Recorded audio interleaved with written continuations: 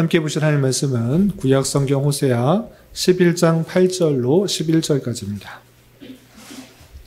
구약 성경 호세아 11장 8절부터 11절까지 말씀. 구약 성경 1266면 전후를 보시면 되겠습니다.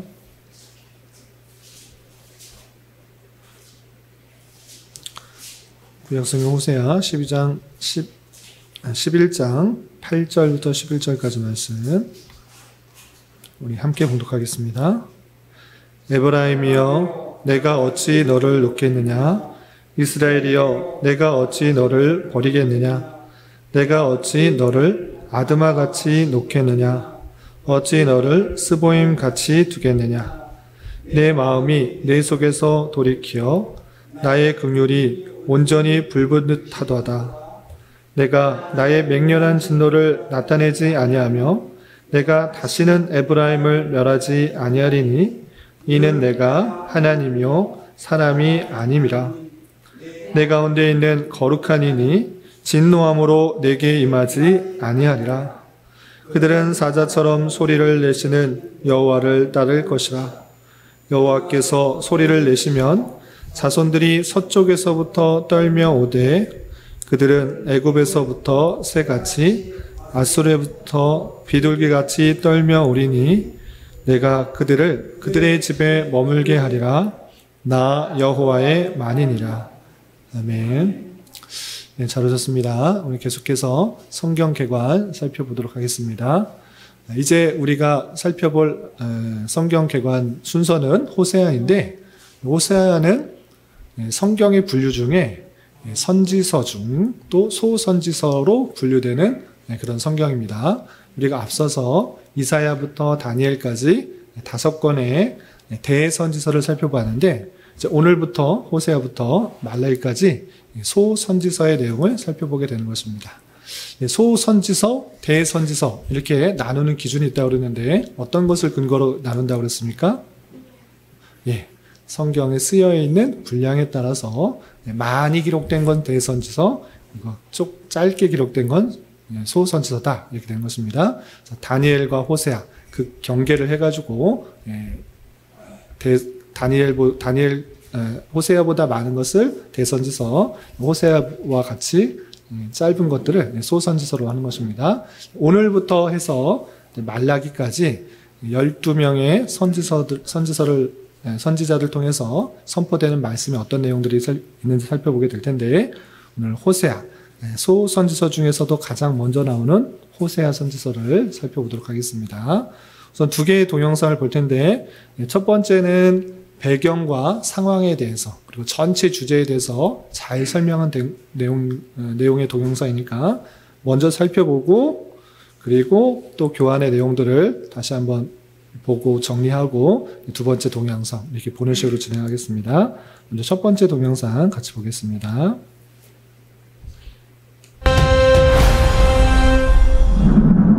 안녕하세요. 이번에는 호세아서에 대해 살펴보겠습니다. 구약에서 12권의 소선지서를 12서라고 부르는데 그중 첫 번째에 해당하는 책이 바로 호세아서입니다. 선지자 호세아가 활동한 시기는 이스라엘이 남유다와 북이스라엘로 나뉜 지 200여 년이 훌쩍 지난 때입니다.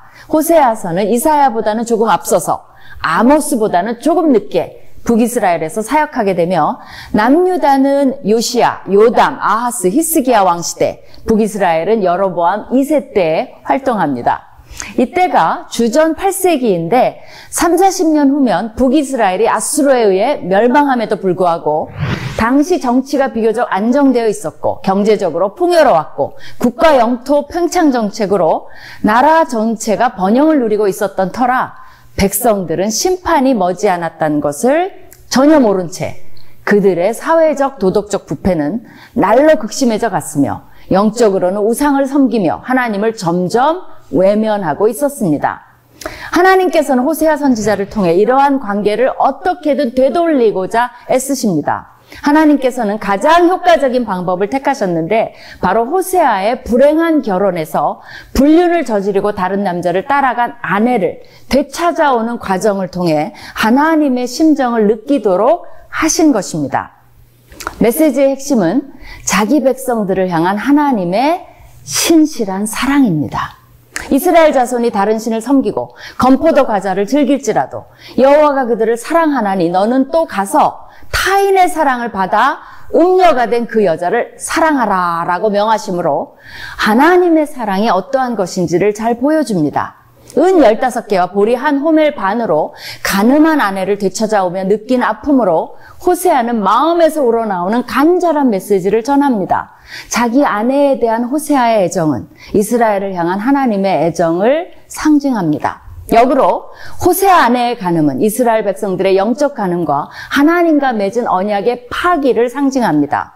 호세아서는 크게 두 부분으로 나누어지는데 1장에서 3장은 호세아와 불륜녀 고멜과의 결혼 생활에 빗대어 메시지를 전하며 나머지 4장에서 14장은 북이스라엘과 남유다의 죄와 심판의 메시지를 다룹니다. 호세아 1장은 호세아 전체에 대한 서론일 뿐 아니라 12권 소선지서 전체의 서론 역할을 합니다. 즉 북이스라엘은 죄를 짓고 망할 것이지만 남유다는 긍휼의 여김을 받을 것이며 언젠가 북이스라엘과 남유다 모두 하나님의 백성으로 회복되어 약속의 땅에 거하게 될 것이라는 계획을 제시합니다. 또한 마지막 때 이스라엘은 그들의 하나님 여호와를 찾고 그들의 메시아 왕 다윗을 찾을 것이라는 희망을 제시하는데 이러한 종말론적 계획은 소선지서 전체에 흐르고 있는 중요한 신학적 주제이기도 합니다. 그들의 죄의 핵심은 혼합 종교입니다. 여호와만 섬기라는 십계명의 말씀과 타협하여 가나안의 다신들 그 중에서도 엘과 아세라 여신 사이에 태어난 바알신을 숭배했습니다. 그가 비와 폭풍의 신이며 풍요와 생식력을 주는 재생산의 신이었기 때문입니다. 이스라엘 백성들은 하나님을 떠나 끊임없이 바알신과 맺힌 행위를 했으며 술 취함, 종교의식적인 성적 축제, 음행, 간음, 산당 등의 용어들은 종교적 변절 행위를 상징합니다. 내 백성이 나무에게 묻고라는 표현이 나오는데 하나님께서는 백성들이 하나님께 오지 않고 나무 우상에게 묻는 모습을 보시고 자신을 버리고 음행했다며 진노하십니다. 호세아는 북이스라엘을 37번에 걸쳐 에브라임으로 불렀는데 이것은 북쪽의 가장 지배적인 지파였던 에브라임에서 유래된 것이며 베델은 우상숭배의 본거지로 자주 거론되며 북이스라엘을 대변하는 용어로도 사용됩니다. 구원이라는 의미의 이름을 가진 호세아는 의도적으로 과거 이집트에서의 구원의 이미지 속에서 미래에 오실 메시아 시대의 도래를 예언합니다. 메시아는 새로운 모세로서 과거 이집트에서 이스라엘을 구원한 것처럼 다시 미래에 이들을 포로 생활에서 구원할 것입니다. 호세아는 그들의 죄를 통렬하게 비판하며 심판을 알리고 회개를 촉구하지만 마지막 장에서 여호와는 치유와 관계의 회복과 구원을 약속하십니다. 이것이 하나님의 헌신적, 인내적 사랑의 진수입니다. 그분은 우리 모두에게도 여호와께 돌아오라고 초대하십니다. 호세아는 지혜와 총명이 있는 자는 이러한 하나님의 말씀을 깨닫고 분별하라고 도전합니다. 즉 소선지서의 12권은 지혜와 총명이 있는 자만이 깨달을 수 있는 것입니다. 여러분도 이 말씀들을 잘 깨닫게 되시기를 축원합니다. 예, 잘 보셨나요? 짧은 시간 동안에 호세아의 12장 내용을 배경부터 주제 그리고 12권의 손지서를 어떻게 이해해야 되는지를 잘 요약해서 알려주고 있습니다. 근데 이 동영상을 제가 보니까 단점이 여러 번 말씀드렸는데 조금만 집중을 못하면 무슨 말을 했는지 모르고 그냥 넘어가요. 그리고 그때는 잘 이해한 것 같은데 뒤돌아보면 금방 잊어버립니다. 동영상이 그런 것 같아요. 볼 때는 알 것 같은데 머릿속에 깊이 남지 않는 것 같아요. 지금 어떤 내용이 했는지 제가 물어보면 답을 잘 할 수 있어야 되는데 들을 때는 이렇구나 하는 것 같은데 다 지나가서는 답변을 잘 못할 수가 있어요. 그래서 이런 게 좀 단점이어서 제가 여러분들 교환에 잘 또 요약해 놨으니까 요걸 보시고 다시 한번 복습하시고 정리하시고 또 더 기억을 오래 하기 위해서는 어떻게 되냐. 펜을 들고 밑줄 놓치고 또 여기에 무슨 내용이 있는지 기록도 해보고 또 궁금한 것들도 써놓고 요약 정리하시면 더 기억에 오래 남으리라 생각됩니다.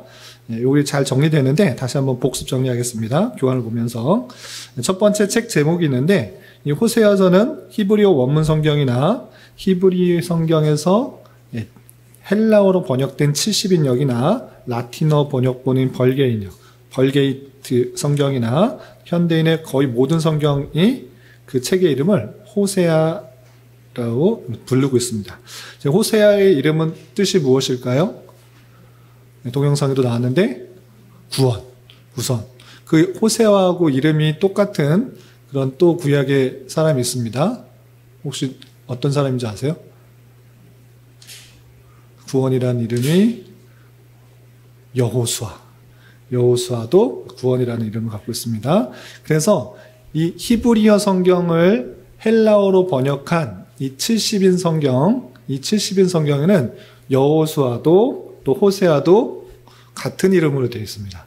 또 신약에 이 사람도 같은 이름으로 되어 있는데 이 사람 여호수아와 호세아와 신약에 나와 있는 이 사람 모두 다 무엇으로 이름을 되어 있을까요? 예수로 되어 있습니다. 예수도 구원이라는 그런 뜻을 갖고 있습니다. 그래서 호세아 또 여호수아 이가 같은 구원이라는 의미를 가지고 있고 또 예수도 구원이라는 의미를 갖고 있어서 이 헬라어 성경에서는 같이 이름이 쓰여져 있다. 이렇게 생각하시면 되겠습니다. 그리고 호세아 선지서는 12소 선지서 중에서 맨 앞으로 나와야 되어 있는데 왜 맨 처음으로 나왔을까요? 분량이 많아서인 것입니다. 물론 분량순으로 12권이 차례대로 쭉 되어 있는 건 아닙니다. 뒤에는 멸망기, 포로에서 되돌아온 이후에 활동했던 선지자들은 뒤에 있지만 그 외의 선지자들, 멸망하기 전의 선지자들은 대략적으로 분량순으로 쭉 되어 있는 것입니다. 참고해 주시기 바랍니다. 그래서 스가랴서도 호세아보다 조금 더 길지만 또 포로 시대 후의 것이기 때문에 뒤편에 나와 있다. 포로 시대 전의 것들은 분량순으로 조금 두꺼운 것들이 앞쪽에 나와 있다. 이렇게 생각하시면 됩니다. 그리고 어떤 분은 또 이렇게 얘기할 수 있어요. 분량순으로 대선지서와 소선지서를 나눈다고 하면 다니엘은 12장이고 호세아는 14장인데 호세아서가 더 긴 거 아닙니까? 이렇게 물을 수 있습니다. 근데 이것이 맞는 말이에요? 틀린 말이에요? 틀린 말이에요. 왜 그렇죠? 장은 그냥 후대 사람들이 그 편의에서 그 내용을 내용에 따라서 이렇게 끊어서 나온 것입니다. 그래서 숫자를 세보면 다니엘서가 호세아서보다 분량이 더 많은 것을 알 수 있습니다. 장이 많다라는 얘기가 아니라 분량이 많다, 기록 양이 많다 이렇게 생각하시면 되겠습니다. 그리고 기록자인 호세아의 내용을 보시면 호세아 기록자가 호세아다라는 것을 알 수 있는데 호세아는 북이스라엘에서 활동하였던 선지자인가 아니면 남유다에서 활동한 선지자인가 어디서 활동한 선지자라고 그랬어요 아까? 북이스라엘에서 활동했는지 어떻게 하느냐라고 할 때 정확하게 이렇게 표현된 것은 없습니다. 그런데 계속적으로 에브라임이라고 하는 북이스라엘에 대표되는 그 이름을 계속적으로 하고 있는 것을 통하여서 북이스라엘에서 활동하고 있는 모습을 알 수 있습니다. 그리고 결정적으로 호세아 7장 5절에 보면 이런 표현이 있습니다. 7장 5절 제가 읽어드릴게요. 교환 갖고 계신 분은 메모란을 참조해 주시기 바랍니다. 우리 왕의 날에 지도자들은 술의 뜨거움으로 병이 나며 왕은 오만한 자들과 더불어 악수하는도다 이렇게 표현되어 있습니다. 근데 이 왕이 북이스라엘 왕이냐 남유다의 왕이냐 북이스라엘 왕을 말하고 있는데 그 왕을 우리 왕이다 라고 표현하고 있어요. 그래서 이 호세아 선지자는 북쪽에서 활동했던 또 북쪽에서 태어난 그 사람이라고 많은 사람들이 그렇게 생각하는 것입니다. 계속된 북쪽에서의 이스라엘을 에브라임의 부패와 타락을 말하고 뿐만 아니라 북이스라엘 왕을 우리 왕이다 이렇게 표현하는 것을 통해서 북쪽에서 활동했던 사상자다 이렇게 생각하시면 되겠습니다. 그리고 역사적 배경을 보시면 이 북이스라엘에 혹시 이거 여쭤보겠습니다. 혹시 아시는 분 있으신가 모르겠네요. 북이스라엘과 남유다가 분열될 때 혹시 연도를 혹시 알고 계시는 분 있으신가요? 대략적으로 BC 931년 경입니다. 931년. 외우기도 쉬워요. 139를 바꿔서 139, 3의 1 곱하기 3, 3 곱하기 3하면 9잖아요. 제가 외우는 방식입니다. 931, 931년경에 북이스라엘과 남유다가 분열이 됩니다. 그리고 북이스라엘이 멸망할 때를 혹시 아시나요? 아까도 잠깐 나왔는데 722년, BC 722년. 그러니까 대략적으로 210년 정도밖에 북이스라엘이 있지 않았어요. 그래서 남유다는 586년, BC 586년에 멸망하게 된 것입니다. 그때 이 북이스라엘 중에서 약 200년 정도 지나고 이제 멸망이 한 30년 정도밖에 남지 않은 그때쯤에 활동했던 선지자인 것입니다. 그래서 호세아의 사역 시기를 주전 764년부터 742년 정도로 약 20여 년간 활동했던 선지자인데 그러니까 분열 왕국에서 약 200년 정도, 대략 200년 정도, 정확하게는 180년, 190년도 때 활동했던 선지자고 한 20여 년간 활동했다. 그리고 멸망을 얼마 남겨두지 않은 상태까지 계속적으로 활동했다라는 것을 알 수 있습니다. 그리고 이때 활동했던 그 시대의 왕이 누구인가, 북이스라엘 왕이 누구인가라고 할 때 여로보암 2세, 그 다음에 스가랴, 살룸까지 왕들이 있었습니다. 그런데 여로보암 2세 때 가장 많이 활동했는데 이 여로보암 2세, 북이스라엘의 여로보암 2세는 솔로몬 시대와 견줄 만한 아주 부와 번영을 누렸던 것입니다. 남쪽 유다도 그때는 좀 번영했지만 남쪽 유다보다 훨씬 더 번영했던 나라가 북이스라엘이에요. 힘도 세고 돈도 많고 또 세력이 펼쳐서 무역도 많이 해서 아주 먹고 사는데 불편함이 있다 없다? 없었어요. 그런데 여기서 아주 생각해 볼 만한 내용들이 있습니다. 무엇이냐? 경제가 발전하고 나라가 강건하면 거기에는 항상 죄가 없는가? 그렇지 않고 나라가 발전하고 경제가 번영하고 국방력이 세져도 하나님을 떠나 죄악 가운데 얼마든지 거할 수 있다라는 사실들을 잊지 말아야 될 것입니다. 그래서 제가 금요기도회 때도 많이 계속해서 기도하는 것, 우리나라를 위해서 기도하는 것이 무엇이냐? 우리나라가 많은 경제적 발전도 하고 문화적 번영하고 세계적으로 K붐이 일고 한류가 일어나서 우리나라가 정말 역사적으로 봤을 때 우리나라가 이렇게 세계적으로 유명하고 힘이 있을 때가 있었는가라고 할 정도로 아주 문화적 번영과 힘이 있는 나라가 되었습니다. 그런데 그렇다고 해서 죄가 없는가? 오히려 교회 안에 성도들은 줄어들고 교회 안에 힘은 없어지고 하나님을 따르는 사람들은 점점 떠나고 세상적인 기쁨과 즐거움과 쾌락 그런 데서 너무 많이 타락해 가고 있는 모습은 아닌가 이렇게 생각해 보는 것입니다. 주일날 언제 한번 예배를 드리고 바깥 나들이를 갔는데 교회 안에 성도들은 별로 없었는데 맛집이나 찻집이나 이런데 사람이 가득가득한 거 보고 실족할 뻔했어요. 그런 것처럼 점점 교회가 힘을 잃어가고 있는 그런 모습들을 보면서 나라가 번성하고 경제적으로 부국하고 한다고 해서 하나님을 믿는 신앙들이 항상 좋아지는가? 그렇지 않을 수 있다는 것들을 생각해 보는 것입니다. 그렇게 생각하고 어쨌든 이 북이스라엘에 상당히 번영할 때 얼마나 타락하고 부패하고 있는지 사람의 즐거움과 쾌락 가운데 성적으로나 종교적으로나 얼마나 타락해 주는지를 보여주는 것이 호세아서다라고 할 수 있습니다. 그리고 넘어가서 3번 보겠습니다. 3번 내용. 첫 번째 동영상에서는 내용을 이해하기 쉽게 나누면 두 부분을 나눌 수 있다 이렇게 했습니다. 기억나시는지 모르겠지만 1장부터 3장까지 첫 부분 그리고 4장부터 14장까지를 둘째 부분을 나누자 이렇게 첫 번째 동영상을 했습니다. 그렇게 나눠도 상관없습니다. 이해를 돕기 위해서는 오히려 그런 게 더 쉬울 수 있습니다. 그러니까 1장부터 3장까지는 어떤 이야기 나오느냐?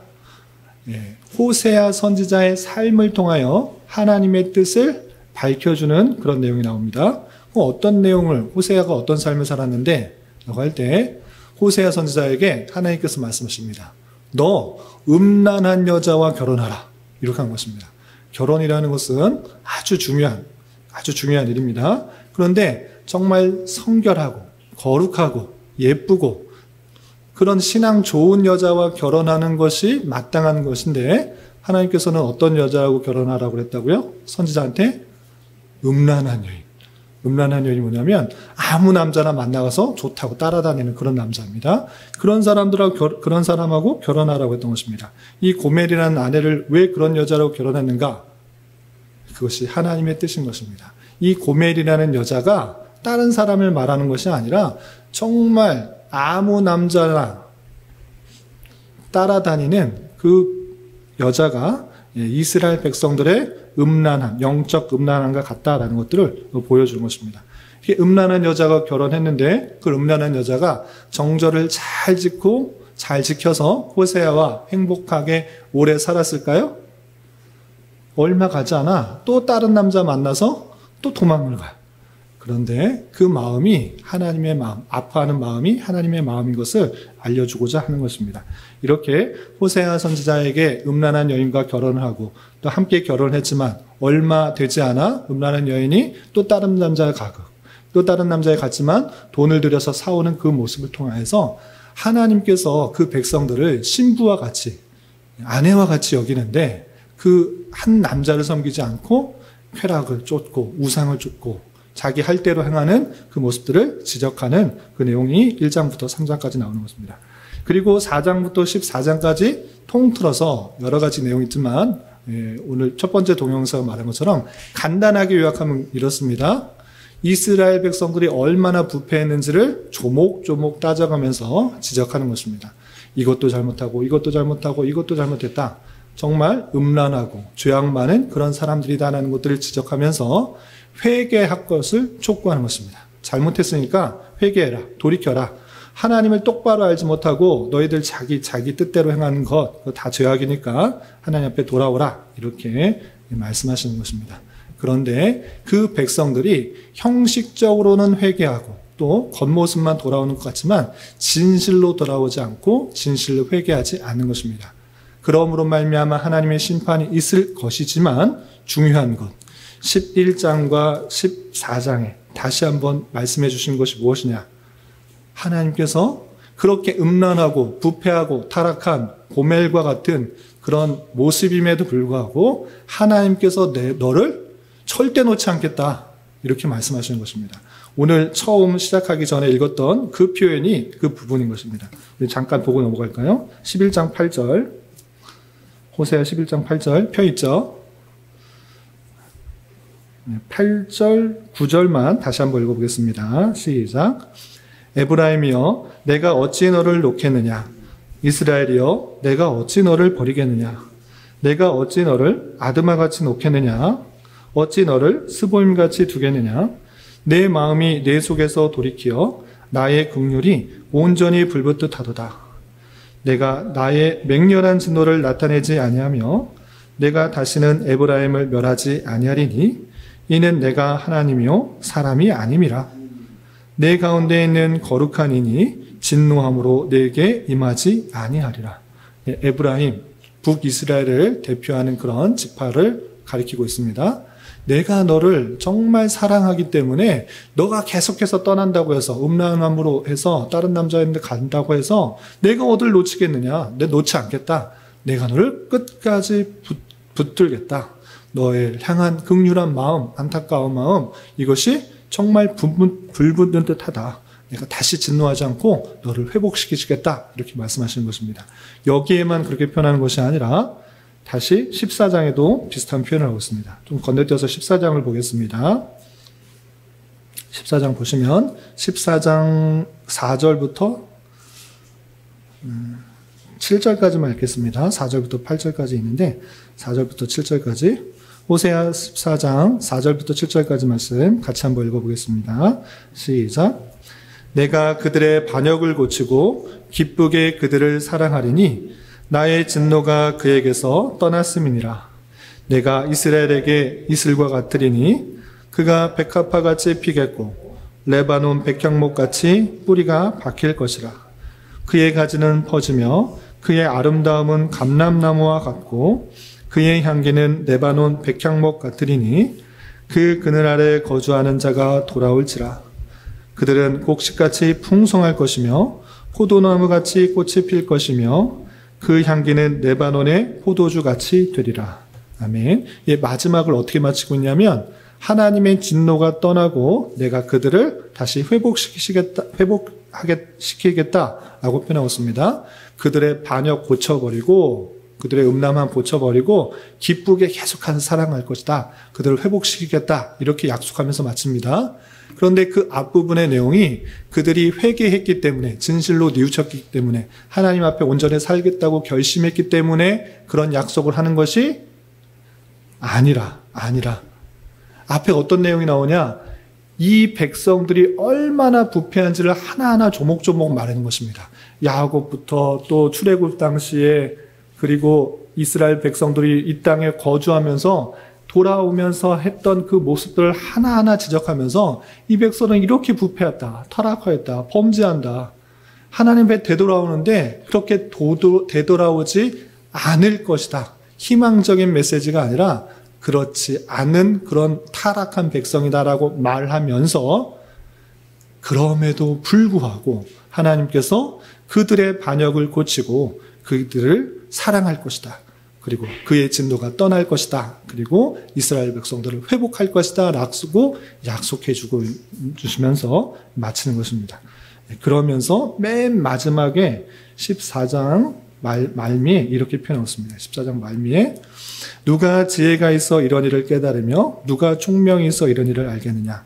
여호와의 도는 정직하니 의인은 그 길로 다니거니와 그러나 죄인은 그 길에 걸러 넘어지리라. 라고 하면서 정말 알 수가 없는 것입니다. 하나님, 부패하고 타락한 백성들 회개하고 뉘우치지 않으면 심판하고 말아야지, 진멸하고 끝내셔야지. 이렇게 완악한 백성들 정말 고멜과 같이 이 남자 섬기고 이 남자 또 사랑하고 또 지아비를 떠나서 음란하게 하는 그 여인 그냥 이혼하고 끝내셔야지 왜 또 사옵니까? 왜 또 데려옵니까? 라고 할 수 있는데 하나님의 그 사랑은 그 백성에 대한 놀라운 긍휼하심은 인간의 지혜로는 도저히 상상할 수 없다라고 호세아서는 단언하는 것입니다. 누가 지혜가 있어 이런 일을 깨달으며 누가 총명이 있어서 이런 일을 알겠느냐. 여호와의 도, 여호와의 정직, 여호와의 의인 그것이야말로 놀랍고 위대하다라는 것들로 이 호세아서는 맞춰지게 되는 것입니다. 그런 가운데 기록 목적, 이런 목적을 또 뭐라고 표현할 수 있는가? 2페이지 2번에 밑줄 친 부분만 보겠습니다. 호세아서의 목적은 신명기에 근거해서 이스라엘의 계명을 지키지 않은 것을 드러내고 약속된 저주를 실천하시려는 하나님의 의도를 선포하는 것입니다. 뿐만 아니라 너희 죄를 지었으니까 심판받아야 마땅하다라는 것들을 선포하는 데서 그치는 것이 아니라 동시에 호세아는 이스라엘의 궁극적 회복에 관한 신명기의 약속도 강조하고 있다는 것입니다. 심판받아야 마땅하지만 하나님의 주권 가운데 하나님의 진노를 거두어서 다시 고치고 기쁘게 하고 사랑할 것이고 회복하겠다라고 약속하는 것이 호세아서인 것입니다. 그러면 두 번째 동영상을 볼 텐데 두 번째 동영상도 배경도 나오고 또 목적도 주제도 잘 나오고 있습니다. 근데 또 강조점이 뭐냐면 두 번째 동영상은 1장부터 14장까지 구조가 어떻게 되는지 또 각각의 내용들에서 어떤 내용들을 말하는지를 말하면서 그 구조와 그 연계를 잘 설명하고 있습니다. 그런 것을 중점으로 봐주시면 되겠습니다. 특별히 여러분들은 4페이지 구조를 펴놓으시고 내용들을 들으시면서 또 필기할 부분은 필기하고 밑줄 친 부분은 밑줄 치면서 보시면 되겠습니다. 두 번째 동영상 같이 보겠습니다. 호세아서. 호세아는 그가 에브라임 혹은 야곱이라고 부르기도 하던 북이스라엘 왕국에 살고 있었습니다. 남유다로부터 분열된 지 200년 정도 후의 일이죠. 열왕기상의 이야기를 기억해 보세요. 호세아는 이스라엘 최악의 왕 중 한 명이었던 여로보암 2세 때 하나님의 대언하는 자로 부름받았습니다. 나라는 혼돈으로 치닫고 있었으며 722년에는 강하고 악랄한 아수르 제국의 침공을 받아 이스라엘은 초토화되었습니다. 이건 열왕기하에 나오는 이야기죠. 그리고 호세아는 이 모든 일이 일어나는 걸 목격했습니다. 이 책은 약 25년에 걸친 그의 설교와 글을 모은 기록으로 대부분 시 형식으로 되어 있습니다. 크게 세 부분으로 구성되어 있죠. 그럼 어떤 내용인지 살펴보겠습니다. 첫 부분은 호세아가 간음을 일삼는 고멜이라는 여성과 겪는 깨어진 결혼에 대한 이야기인데요. 고멜이 결혼 전부터 다른 남자들과 잠자리를 가졌는지 결혼 후에만 그런 건지는 확실하지 않지만 그들에게는 세 자녀가 있었고 결국 가정은 엉망이 되어버렸습니다. 중요한 것은 하나님이 호세아에게 말씀하시길 고멜의 외도에도 불구하고 그녀를 찾아서 내 연남들에게 진 빚을 다 갚아주고 다시 사랑과 신뢰로 그녀를 받아주라고 하십니다. 그리고 나서 하나님은 이 모든 깨어지고 회복된 결혼과 그들의 자녀들은 하나님과 이스라엘의 관계에 대한 예언적 상징임을 알려주십니다. 하나님은 이스라엘에게 신실한 남편과 같으셔서 그들을 노예에서 해방시켜 주시고 신의 산으로 데려가 그들과 언약의 관계를 맺으시며 오직 하나님 한 분께만 신실하기를 요구하셨습니다. 그러나 하나님께서 이스라엘을 약속의 땅으로 인도하시자 그들은 하나님께 받은 풍성한 은혜를 가나안 신 바알을 숭배하는 데 바쳐버렸습니다. 그러니 하나님께는 이스라엘과의 언약을 파기하고 이혼할 만한 정당한 이유가 있었고 그럴 생각을 하시기도 합니다. 그러나 그 대신 하나님은 다시 이스라엘을 찾아오셔서 그들과 새로운 언약을 맺으시며 그 이유를 알려주시죠. 그건 바로 하나님의 사랑과 긍휼과 신실하심 때문이라는 것을요. 그리고 호세아는 이 모든 의미를 설명해 줍니다. 그는 이스라엘이 반역한 결과 당장 다른 나라의 침략을 당해 머지않아 포로 신세가 되겠지만 그럼에도 회복에 대한 소망이 있다고 말합니다. 어느 날 이스라엘은 다시 회개하고 돌아와 하나님을 예배할 것입니다. 또한 호세아는 하나님이 다윗 가문에 새로운 메시아 왕을 보내 하나님의 복을 베푸실 것이라고 말합니다. 이렇듯 이 첫 부분은 책의 모든 주요 내용들을 소개합니다.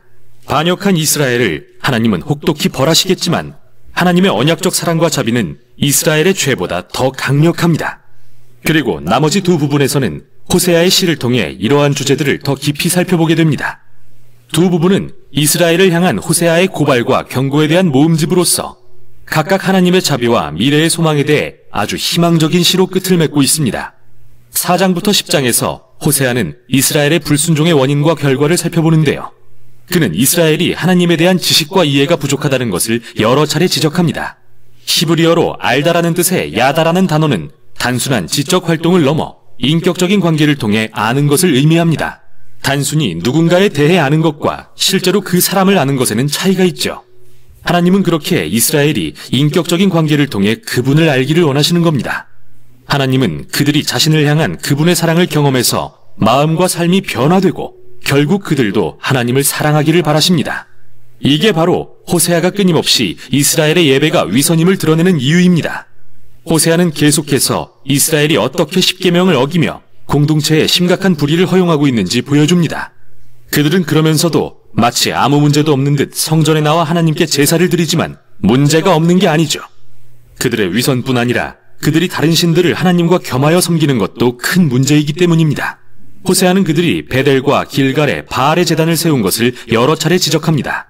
또한 그는 이스라엘이 다른 신들에게 충성을 맹세한 것뿐 아니라 이집트와 아수르와의 정치적 동맹 관계를 신뢰하는 것 역시 반복해서 비난합니다. 하나님이 그들을 보호하실 것을 믿지 못하고 이 나라들처럼 되어 오직 군사력에만 의존하려고 하는 것이죠.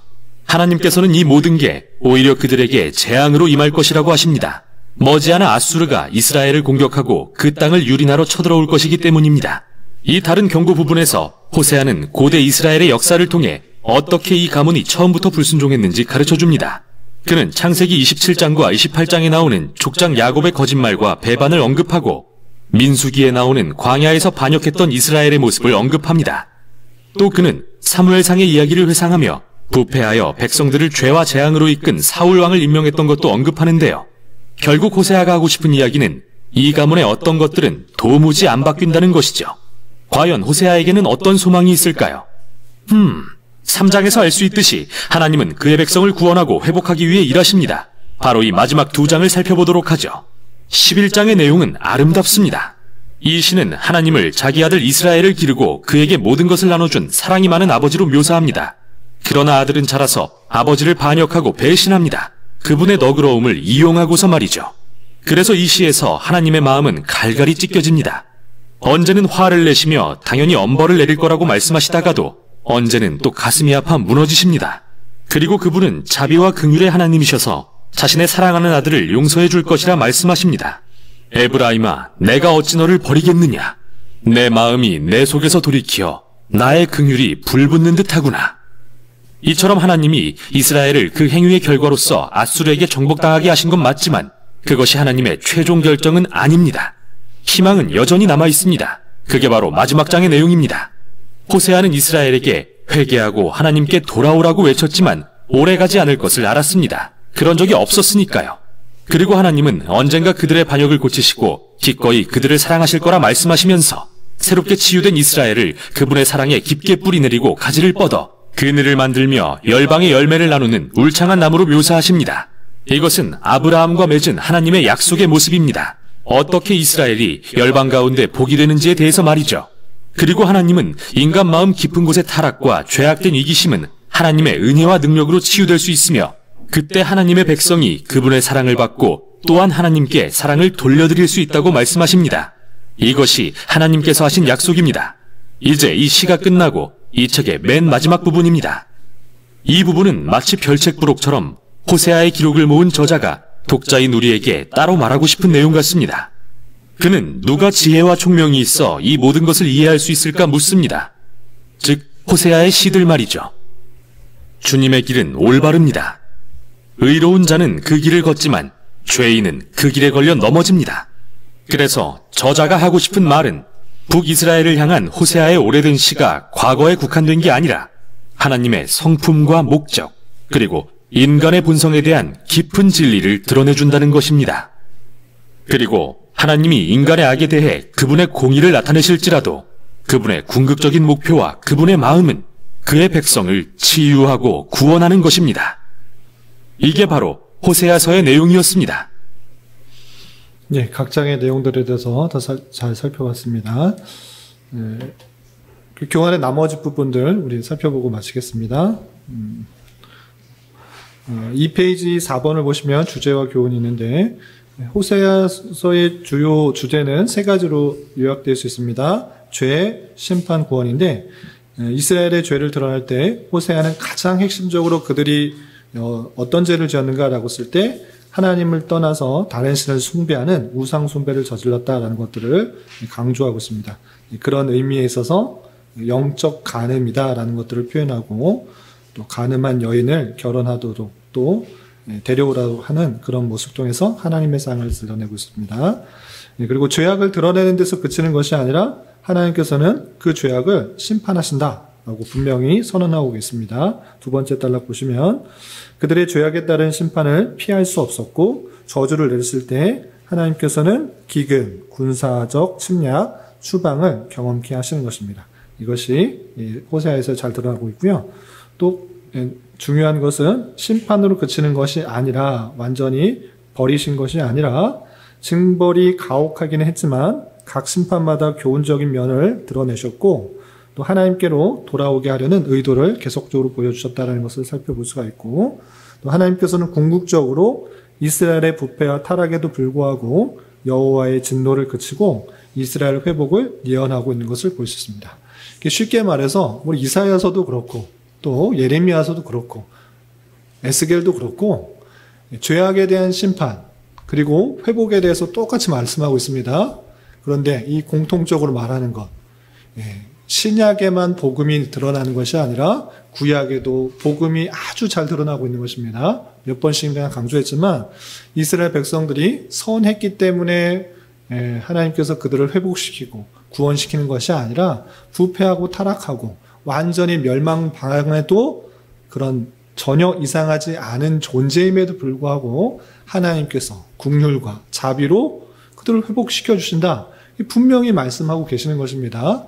우리의 어떠함을 보고서가 구원받는 것이 아니라 오직 하나님의 전적인 은혜, 전적인 하나님의 사랑이요, 긍휼이요, 자비다. 이런 것들을 알 수 있는 것입니다. 택하신 백성에게 보여주시는 놀라운 은혜, 이것이 복음인 것입니다. 복음은 우리의 힘, 우리의 능력, 우리의 돈, 명예, 열심, 의, 선 아무것도 아니라 오직 예수 그리스도로 말미암는 하나님의 자비와 사랑으로 말미암는 구원을 말하는 것인데 그것은 신약에만 나타나는 것이 아니라 구약에도 동일하게 그 놀라운 복음이 선포되고 있다는 것을 알 수 있습니다. 호세아서를 통해서 음란한 여인과 같이 우상 숭배를 하고 또 계속 죄악 가운데 빠지는 하나님의 진노를 받아야 마땅한, 심판을 받아야 마땅한 죄임에도 불구하고 하나님께서 완전히 버리시지 않고 내가 긍휼히 여겨서 회복시키시겠다, 진노를 그치겠다, 영원히 그를 함께 하겠다, 이것을 말해주시는 것이 호세아서인 것입니다. 이런 주제를 통해서 우리가 하나님의 놀라운 사랑과 택하신 백성들의 은혜들을 잘 깨달아야 될 것이고, 이것이 이제 구속사적으로는 언약의 갱신의 방법으로 또 드러나고, 또 새 백성으로 삼아주시는 것들로 드러나는데, 언약 갱신이라는 것은 무엇이냐면, 간단하게 설명하면 행동 예언을 했습니다. 음란한 여인과 결혼하는 것을 통해서 하나님의 마음들을 또 깨닫도록 했고, 또 자녀를 낳았는데 자녀의 이름을 통해서 하나님의 뜻을 전달하도록 했습니다. 어떻게 했냐면, 맨 처음에는 그 2명의 아들과 1명의 딸 이름을 내 백성이 아니다, 너는 그 다음에 피 흘림, 그 다음에 긍휼히 여김을 받지 못하는 자, 이름이 긍정적입니까 부정적입니까? 부정적이에요.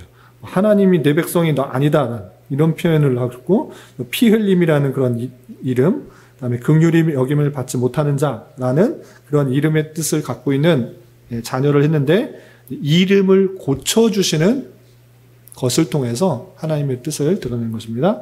그래서 로암미를 암미로 바꿔서 너는 내 백성이다 라는 것들을 알려주셨고, 또 리스레를 통하여서 또 긍휼히 여김을, 루하마를 통해서 긍휼히 여김을 받는 자라는 그런 이름으로 바뀌어서 하나님의 사랑으로 인하여, 하나님의 은혜로 인하여서 그들의 저주가 복으로 바뀌는 그 내용을 통해서 하나님의 은혜로 그들을 바꾸실 것을 표현하고 있는 것을 볼 수 있습니다.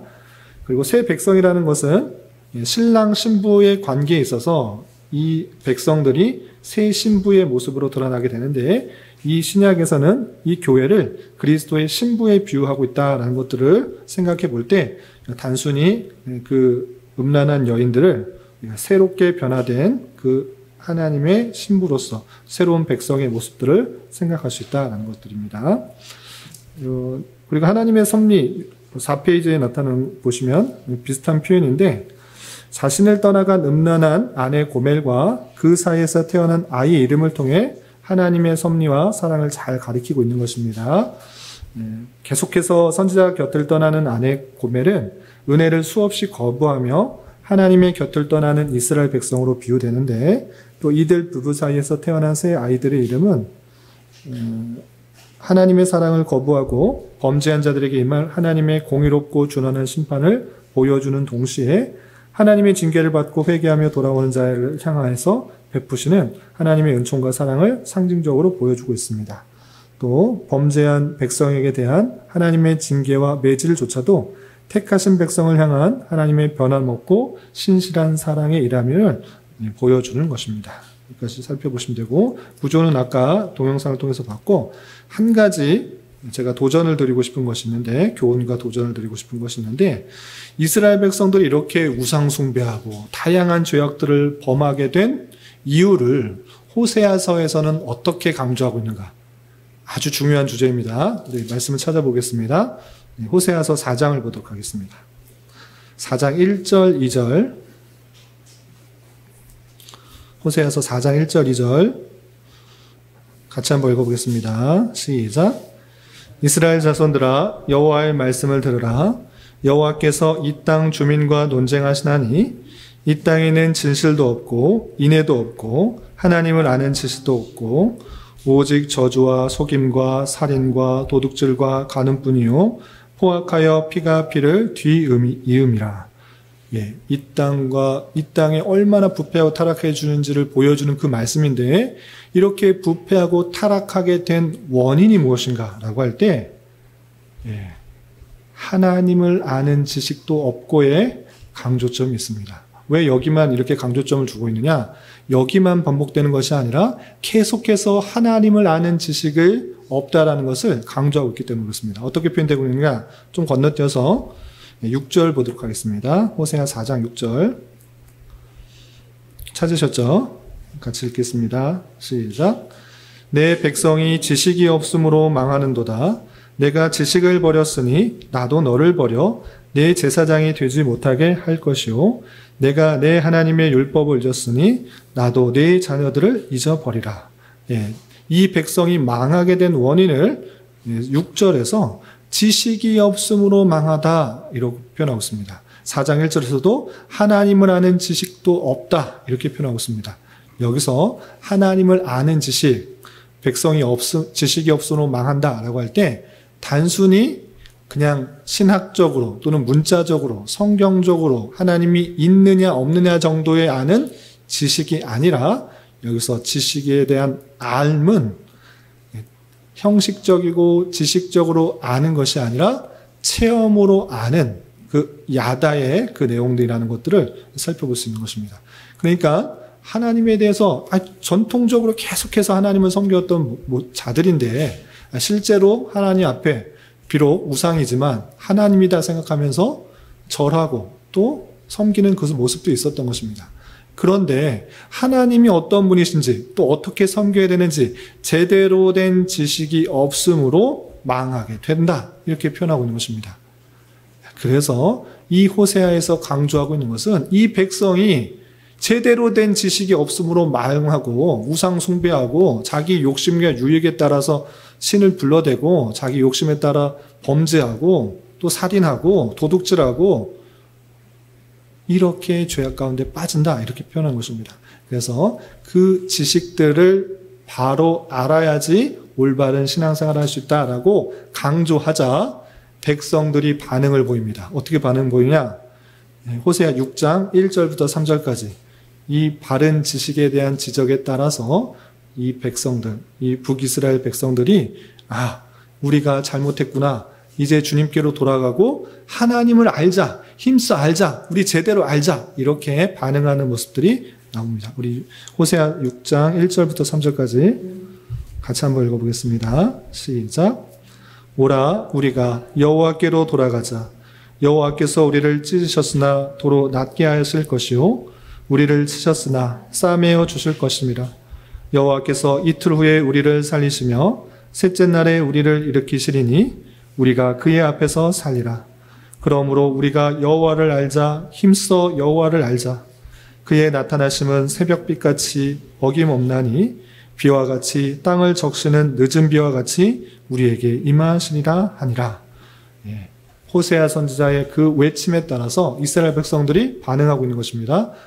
우리가 죄악 가운데 있었구나. 우리가 심판받겠구나. 우리 이러지 말고 하나님께로 돌아가자. 하나님께서 회복시켜 주실 것이다. 우리가 하나님을 대충 아는 것이 아니라 힘써 여호와를 알자. 하나님이 어떤 분이신지를 제대로 알고 제대로 경험하고 제대로 체험하자. 하나님의 그 위대하심들을 알자라고 반응을 보이는 모습을 볼 수 있습니다.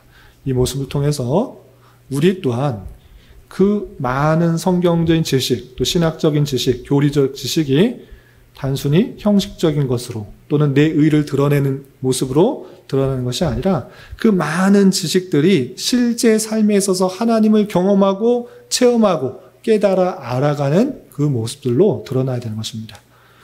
비록 이 고백과 다짐들이 너무나 일시적이어서 이렇게 잘 고백했는데 제대로 고백했는데 우리가 주께로 돌아가자 하나님을 힘써 알자라고 고백했는데 이 고백과 다짐이 오래 가지 못하고 또 바뀌어서 죄를 짓는 모습들로 드러났지만 우리의 고백은 지금 이 백성들이 고백과 같이 여호와를 알자 힘써 여호와를 알자 라고 하는 것처럼 형식적으로 지식적으로 그냥 호세아는 몇 장이고 몇 장부터 몇 장까지 나눌 수 있다 이런 정도의 얘기를 하는 것이 아니라 그 놀라운 하나님이 실제 나의 삶에 있어서 어떻게 사랑하시고 이끄셨는지를 체험하고 경험하고 인격적인 경험으로 드러나야 되는 것입니다. 형식적인 또는 지식적인 신앙이 아니라 인격적인 하나님과의 깊은 교제 가운데 하나님을 잘 깨달아 나갈 수 있는 우리가 되어야 될 것이고 또 하나님의 그 놀라운 사랑을 받은 자로서 우리의 부족함, 연약함, 죄악됨을 적나라하게 고백하고 우리의 힘으로 우리를 사랑할 수도 없고 하나님을 순종할 수도 없고 계속 죄밖에 짓지 못하오니 주여 긍휼히 여겨주시고 하나님을 더욱더 알아가고 힘써 알아가는 것을 통해 하나님의 은혜 가운데 하나님께서 주신 그런 힘 가운데 올바른 삶을 살아가게 해주십시오라고 고백하고 다짐하는 것이 우리 삶이 되어야 하는 것입니다. 그런 우리가 되었으면 좋겠습니다. 혹시 뭐 질문하실 것도 있나요? 없으시죠? 그러면 기도하고 마치겠습니다. 하나님 아버지 감사합니다. 오늘 소선지서의 첫 번째 책인 호세아서의 내용을 살펴보았습니다. 호세아 선지자를 통하여서 하나님께서 그 백성을 향하여서 얼마나 사랑하시고 또 아끼시는지 또 살펴보았습니다. 우리는 고멜과 같이 참으로 음란하고 또 죄가 많아서 자꾸 하나님을 떠나며 또 하나님의 마음을 아프게 할 때가 너무 많으나 하나님께서 끝까지 우리를 지키시고 또 회복시키시고 노를 그치시고 또 하나님의 백성이요 또 그리스도의 신부로서 계속적으로 부르시는 놀라운 은혜들을 살펴보았습니다. 하나님의 긍휼과 자비로서 선택을 받아 또 구원받고 회복된 우리인 줄 알아 하나님께 늘 감사 찬송 드리며 형식과 습관에 따라 또는 지식에 따라서 지식적인 그런 신앙생활이 아니라 바른 지식을 바탕으로 또 하나님을 또 잘 깨닫고 또 인격적으로 경험하며 체험하며 하나님과 동행하고 또 하나님을 체험하며 하나님이 어떤 분이신지를 잘 깨달아 알아갈 수 있는 우리 모두가 될 수 있도록 인도하여 주시옵소서. 주님, 교회를 위해서 기도합니다. 이 교회 가운데 주님께서 함께하여 주시고 은혜를 내려주셔서 진리의 말씀이 온전히 선포되게 하여 주시고 그 진리의 말씀으로 힘을 얻고 위로를 얻어 각자의 주어진 삶에 있어서 하나님의 말씀을 순종함으로 주님의 뜻을 온전히 이루어드리는 교회 되게 하여 주시고 어두워지고 썩어져가는 세상과 시대 속에 빛과 소금의 역할들을 잘 감당하여 주님께서 찾으시고 주님께서 기뻐하시는 교회로 온전히 성장할 수 있도록 인도하여 주시옵소서. 또 성도들의 여러 형편들을 주님께서 아시오니 주님께서 붙들어 주시고 각각의 기도하는 것들에 하나님께서 가장 선한 것들로 응답하여 주시옵소서. 돌아오는 주일에는 운영위원회 회의가 있사오니 주님 하나님의 마음으로 교회를 생각하며 바르게 결정하고 또 준비할 수 있도록 은혜를 더하여 주시옵소서. 예수님의 이름으로 감사히 기도드리옵나이다. 아멘.